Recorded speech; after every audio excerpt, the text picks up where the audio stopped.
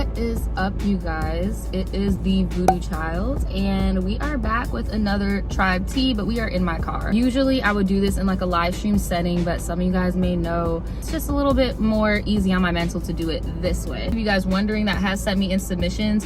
What I'm doing right now is I'm going to the older, longer submissions, and this is one of those. So this Tribe Tea is called I Think I Was in an Abusive Friendship. They are a senior in college. They are 21 years old and they are graduating in a little over 2 weeks. And back in 2016, they met their friend, who they're going to call Clay, and they met this person through a gender sexuality alliance in their school. Basically, you know, an LGBTQ plus friendly program or whatever for gay youth to, you know, or queer youth to feel, you know, okay. That's how their friendship started. They're both bisexual. The only thing different is that her friend Clay is trans non-binary, and that they identify as like gender fluid, using they them pronouns. So around this time, old girl wanted to set up an art booth, okay? And it was her and her best friend Heather, $75 fee to set up the booth. And they immediately wanted to make sure that Clay knew about the booth because they sold art, and I thought this would be nice for them, and I wanted to be a good friend.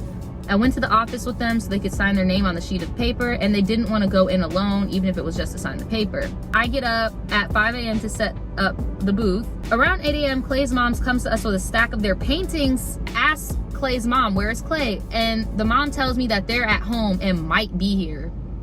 So you just gonna drop off all your stuff and you just might be here. So you want me to work for you and make money for you? Yeah, no ma'am, no person. Since they're non-binary, Help. help. Then I said, I am not doing it, meaning I am not setting out this stuff. I'm not doing none of that stuff. Like, this is not my responsibility. So they always talk like they knew better than me and always tried to correct me or act like they were putting me on stuff I already knew. And when it came to my mental health and theirs always had to come first. Anyway, they said that I could help them by setting up the booth for them. No, I said I can't do their booth. They said, how hard could it be? I said, if it's so easy, then why aren't you here? T. You know why? Because they know that you're gonna do it for them and you've been playing that role. Once you set boundaries, and I'll probably do a video on like how to properly do them, because I told y'all in 2021, I had to do a self-reflection. Like, I can't be no people-pleasing ass person, and I just had to reparent myself, if that makes any sense. And this is one of those things where it's just like, how hard is it to do it? And you've already set yourself up as being low-key like a parent, so now they're trying to abuse it. So then I get a text from them saying that you're being a little and I should try setting up all day in the chest binder. I just say that I'm tired of holding their hand and that I'm not their mom, and they kept messaging me, but I muted and then deleted the conversation. I was so angry because all I did was say no, and all of a sudden I am the bad guy. When you say no, you're going to be the bad guy. I'll give you a short little story time. I have put myself in a position to be the go-to person to a certain family member, and I tried to talk about this last week, but it was just too fresh, and I still felt a little bit trapped in it. I had a certain family member that literally tried to act like I don't see them. Mind you, it's to the point where I had to convince myself, like, no, I'm not being crazy. And I wrote down on a calendar every time I did something for them. It was becoming 2 times a month type of deal. And I know somebody out there gonna be like, you shouldn't be tallying up your good deeds. Yeah, well, when it comes to me doing more for you than myself, and I'm getting nothing out of it, like it's just fully for your satisfaction to the point where you're using me like I'm a tool in your life, that's a no for me, bro. And when I did say no, this person tried to act like, oh, you never come around, I never see you. And I had to pull my phone out. Miss ma'am, Miss mama, I just saw you. No, like, I know that that's shocking, but no, like, no ma'am. Then they said on Tumblr, because they said no, their non-binary friend went on Tumblr and made it like a trans issue and was like, I can't believe that my best friend is getting mad at me because it takes me 10 plus hours to put on my binder and I couldn't set up a booth. Now, if that's not weaponizing, I don't know what is. That's like me if I had a white friend and they said no to me. I went on Twitter and I was like, see, these white people just don't understand what it's like to be. So then the person that sent in this email, check them publicly, because you're gonna like do stuff on Tumblr. We're gonna talk about it. So they checked them and they was like, no.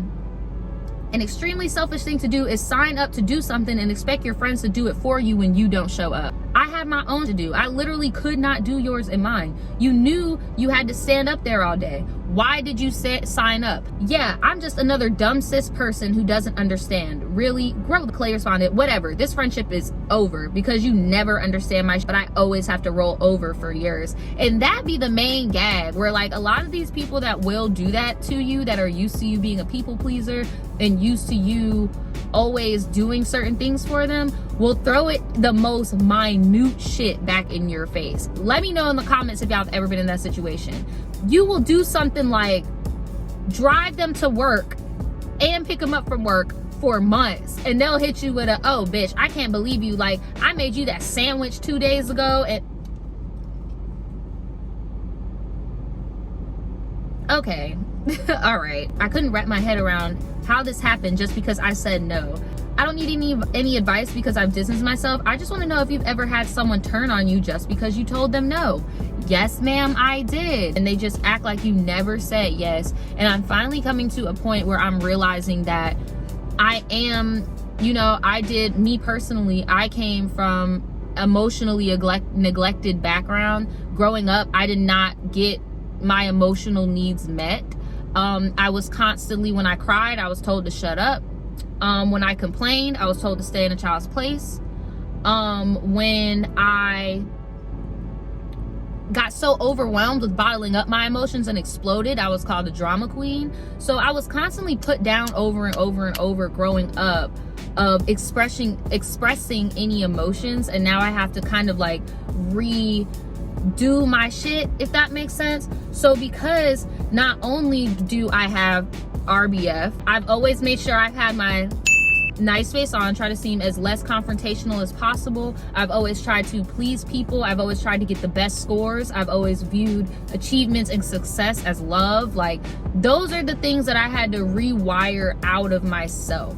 So when you are when you do have those tendencies, usually emotionally absent people also latch onto you, but usually narcissists. Like, usually it's narcs that try to latch onto you because they can sense that you've already been told your emotions don't matter. You'll do anything and above for somebody to make them happy. You just want to keep peace. Fuck that. I've just now recently started saying no to like people in my family. Toxic family things. I commend anybody out there that has checked, your people, and especially when it's your family that has groomed you to be the people pleaser. It's gonna be very interesting.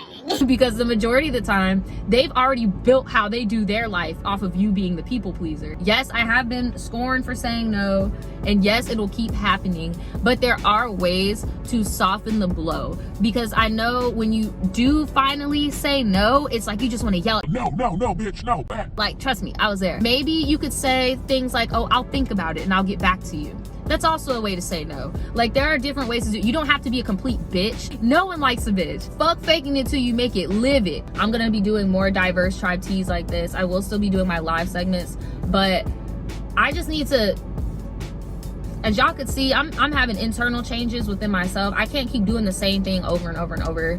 So stay tuned, sis. That's all I got to say. Stay tuned. If you guys have anything you want to add on, please leave something in the comments. I'm all for some empowering stuff right now. Let me know if any of you guys were the people pleaser. Would really love to hear your input, and I will see you guys tomorrow with some pretty crazy news. If you guys are have all your notifications on and you see my community tab, you know that I have like an announcement I want to make. Pretty big news tomorrow. I will see you guys tomorrow. Peace.